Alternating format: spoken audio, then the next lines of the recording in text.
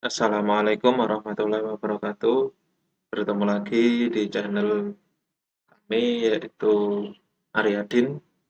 Kali ini saya akan membagikan pembahasan review pembelajaran 2 Matematika bab bilangan pecahan untuk PPK Guru SD 2021.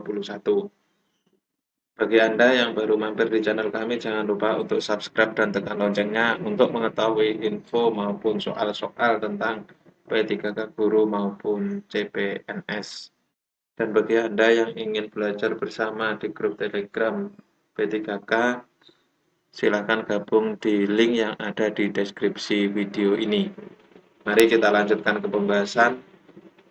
Ini sebenarnya dalam soalnya ini pas yang saya ambil. Jadi untuk nomornya nanti itu bisa lompat-lompat, saya lihat ternyata pilihannya pun juga seperti itu.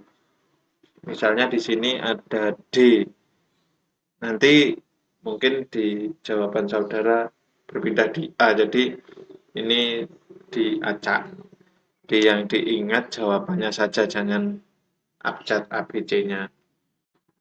Soal nomor satu yang ada di saya ini ternyata sama dengan review pembelajaran yang pertama kemarin. Jadi ini tidak saya jelaskan, intinya sama. Bisa dilihat di pembahasan review pembelajaran satu. Langsung di nomor 2. Ibu Endang mengajarkan materi bilangan pecahan senilai 1/2 sama dengan 2/4 pada peserta didiknya. Adapun langkah pembelajaran yang dilakukan Ibu Endang, yang pertama menyiapkan kertas, yang kedua membagi kertas pertama menjadi 2 bagian yang sama dan salah satu bagiannya diarsir, yang ketiga peserta didik menentukan nilai pecahan kertas yang diarsir, yang keempat melipat 2 lagi kertas tersebut. Yang kelima, peserta didik menentukan nilai pecahan yang baru dari kertas yang diarsir. Dan yang keenam, meminta peserta didik untuk menunjukkan besar daerah yang diarsir, apakah besarnya tetap sama. Yang ketujuh, meminta peserta didik untuk menuliskan nilai pecahannya. Dan yang terakhir, menyimpulkan bahwa daerah yang diarsir tetap, tetapi pecahannya berbeda, namun memiliki nilai yang sama. Pembelajaran yang dilakukan Ibu Endang adalah pembelajaran dengan pendekatan, jawabannya adalah konstruktivisme. Di entah nanti kalau di saya ini ada di pilihan yang B, mungkin saudara ada yang di pilihan jawaban C atau E. Jadi yang betul adalah konstruktivisme. Kembali ke materi teori belajar pedagogik, konstruktivisme atau konstruktivistik itu yaitu proses pembentukan atau pengetahuan oleh peserta didik itu sendiri. Pengetahuan ada di dalam diri seseorang yang sedang mengetahui. Dengan kata lain, karena pembentukan pengetahuan adalah peserta didik itu sendiri, peserta didik harus aktif selama kegiatan pembelajaran. Aktif berpikir, menyusun konsep, dan memberi makna tentang hal-hal yang sedang dipelajari. Jadi, mana buktinya tentang konstruktivisme ini, tentang keaktifan siswa atau peserta didik? Ini yang saya warna biru ini. Jadi, ini yang menunjukkan keaktifan peserta didik. Jadi, jawabannya adalah konstruktivisme. Soal berikutnya nomor 3, Adi menghitung pengurangan dua bilangan pecahan sebagai berikut. 3/11 kurangi 1/5 sama dengan 3 kurangi 1, 11 kurangi 5 sama dengan 1/3. Berdasarkan jawaban tersebut, Adi belum menguasai konsep tentang jawabannya pengurangan bilangan pecahan. Pembahasannya ini kalau saya lihat di modulnya, aturan untuk pengurangan bilangan pecahan berpenyebut berbeda, yaitu jika penyebutnya belum sama maka langkah awal yang dilakukan adalah dapat mencari pecahan senilai dari masing-masing pecahan. Sedangkan di sini tidak disamakan penyebutnya, di sini tetap. Dan ini adalah materi pengurangan, jelas. Jadi Adi belum menguasai konsep tentang pengurangan bilangan pecahan. Soal nomor 4, dari barisan bilangan di bawah ini, yang memuat bilangan tidak senilai adalah, jawabannya adalah 2/100, 0,20, 1/5, 20%. Pembahasannya seperti ini. Untuk jawaban A, C, D, E ini bernilai sama semua. Ini saya hitung bernilai sama semua. Tetapi khusus yang 2/100 ini jawabannya adalah 0,02, sedangkan 0,20 tetap, 1,5 itu juga 0,20, yang 20% juga sama. Jadi yang ketiga ini sama, yang paling depan ini berbeda. Jadi jawabannya adalah yang 2/100, 0,2, 1/5, dan 20%. Soal berikutnya nomor 5, ini mungkin ada perbedaan dengan kunci. Ini mencoba saya bahas. Ibu memiliki sepertiga bagian kue. Kue tersebut dibagi secara adil untuk Evan, Rizky, dan Iqmal. Evan hanya memakan setengah dari bagian kuenya. Sisa kue milik Evan diberikan kepada Iqmal.